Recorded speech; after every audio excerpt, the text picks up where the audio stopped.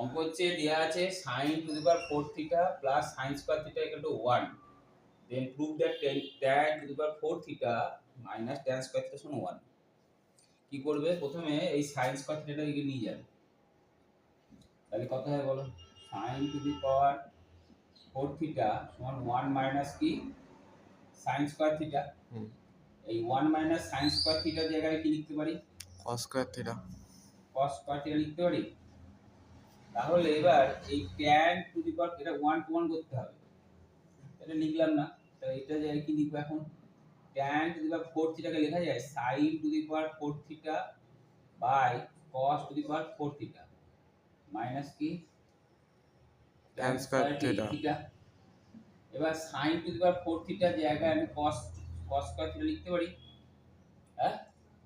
আর নিচে cos to the পাওয়ার কত আছে বলো 4 থিটা আছে মাইনাস কি tan স্কয়ার থিটা কেটে দাও